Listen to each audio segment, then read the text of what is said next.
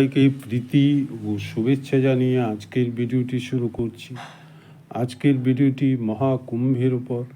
মহাকুম্ভের সময় যে মহাজাগতিক পরিবর্তন আসে, গ্রহ নক্ষত্রের অবস্থান নিয়ে আজকে বলবো। আমরা অনেকেই জানি 144 বৎসর পর প্রয়াগরাজে কুম্ভ হচ্ছে। এই কুম্ভ মহাকুম্ভ। 12 বৎসরে বৃহস্পতি একবার সূর্যকে প্রদক্ষিণ করে, এই প্রদক্ষিণের পর মকর রাশিতে প্রবেশ করে। তাই মকর সংক্রান্তির মাধ্যমে এই কুম্ভের শুরু হয়। কুম্ভ যেমন মহাকুম্ভ 144 বৎসর পর, 12 বৎসর পর পূর্ণকুম্ভ এবং অর্ধকুম্ভ 6 বৎসর পর হয়। সেখানে গঙ্গা, যমুনা ও সরস্বতী নদীর তীরে প্রয়াগরাজ। এবার 16 বর্গ মাইল জায়গা থেকে বাড়িয়ে 40 বর্গ মাইলের এরিয়াতেই এই মহাকুম্ভের স্নানের আয়োজন করা হয়েছে। 10 মাইল লম্বা ঘাট, 45 কোটি লোক এখানে আসবে। প্রায় 6 থেকে 7 কোটি লোক এই সময়ে এসে পড়েছে। বৃহস্পতি সূর্যকে 12 বৎসরে একবার ঘুরে আসে এবং মকর রাশিতে প্রবেশ করে। তখনই আমরা জানি যে কুম্ভের শুরু হয়। বিশ্ব ব্রহ্মাণ্ডে মহাজাগতিক পরিবর্তন আসে। দক্ষিণায়ন থেকে উত্তরায়ণ শুরু হয়। আমাদের ঋষিরা জানতেন এই মহাজাগতিক পরিবর্তন, গ্রহ নক্ষত্রের অবস্থানের কথা আজকের মহাকাশ বিজ্ঞানীরাও শুরু করেছেন।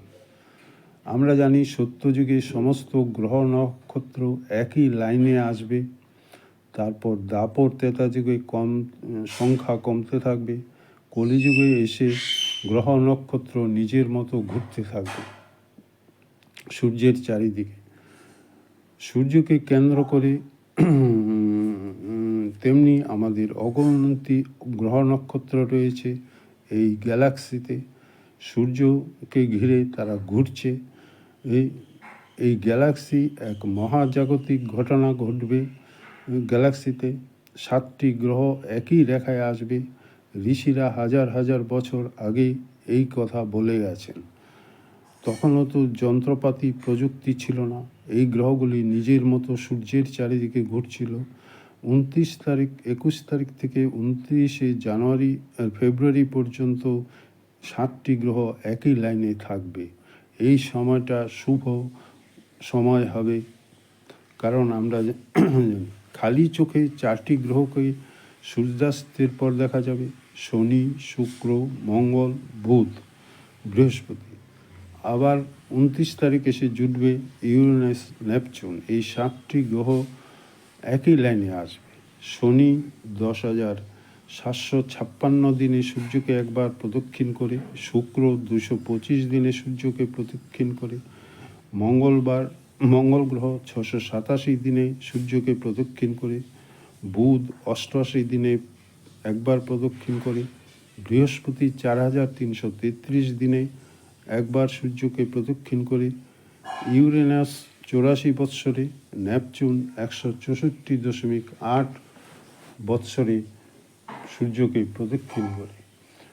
এই অঙ্কের হিসাবে 144 বৎসর পর গ্রহগুলি একই রেখায় আসবে। আমরা জানি, বলেছি আগে, সত্যযুগ আরম্ভ হয় যখন সমস্ত গ্রহ একই লাইনে আসে। ত্রেতা যুগে একটু গ্রহের সংখ্যা কমে যায় একই লাইনে আসা। দ্বাপর যুগে আরও কমে যায় এবং কলিযুগে গ্রহ নক্ষত্র নিজের মতো সূর্যের চারিদিকে ঘুরতে থাকে। তখন আমাদের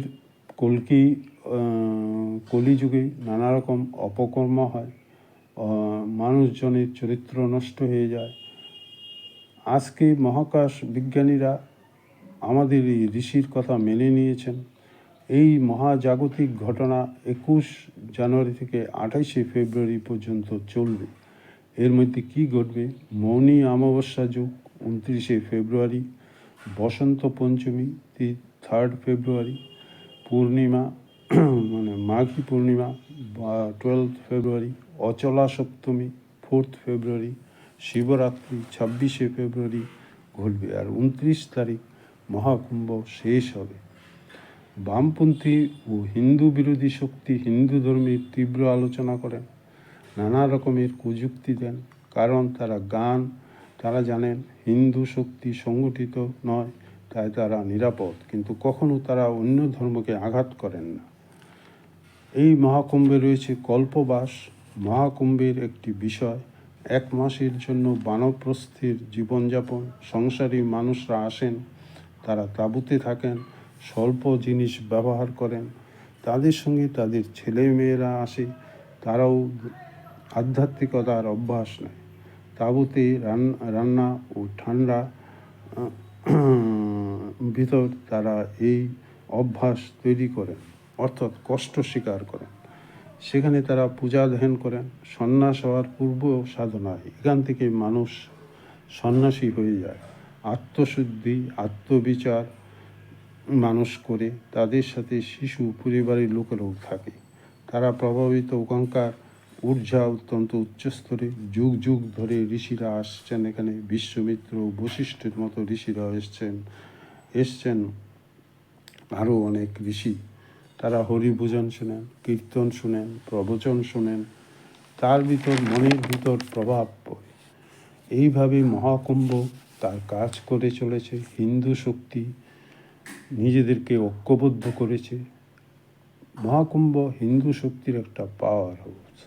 এখন কদিন আগে বিকাশচন্দ্র ভট্টাচার্য বলেছেন যে মহাকুম্ভে 6,100 কোটি টাকা খরচ হয়েছে, এই টাকা দিয়ে স্কুল কলেজ হতে পারত।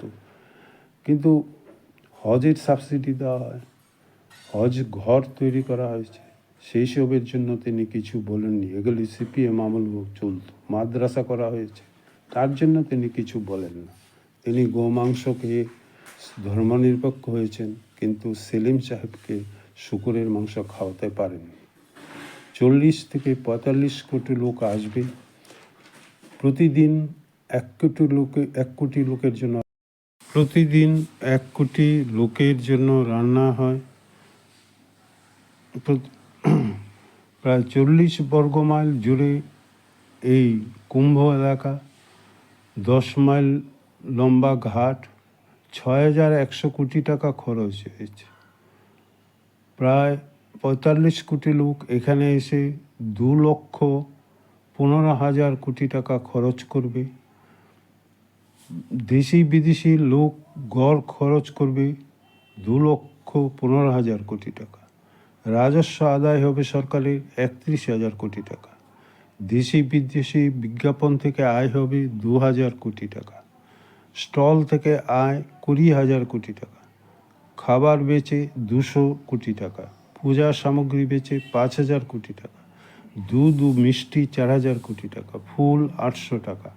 হোটেল 200টি রয়েছে, 6,000 কোটি টাকা তারা আয় করবে। প্রতি রাতের ভাড়া 100 থেকে 1 লাখ পর্যন্ত। আমরা দেখতে পাচ্ছি এতে সাধারণ মানুষেরা আয় করবে। এখানে আদানি আম্বানিরা আসবে না। সাধারণ রিক্সাওয়ালা, ঠেলাওয়ালা, মুদি দোকান, অন্যান্য সমাজের যারা মধ্যবিত্ত নিম্নস্তরে আছে তাদেরকেই এখানে উপকৃত হবে। সরকারের 31,000 কোটি টাকা রাজস্ব আসবে। এইসব দেখতে পাচ্ছেন না। সাধারণ মানুষের আয় হচ্ছে।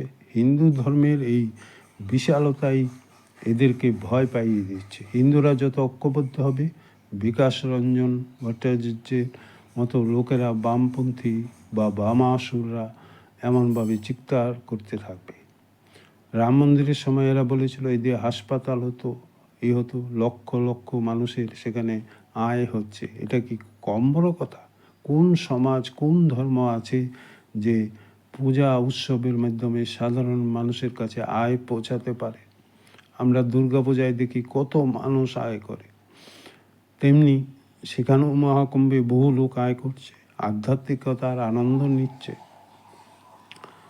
আর সমস্ত দেশের মানুষ পোশাক পরিচ্ছদ ভিন্ন,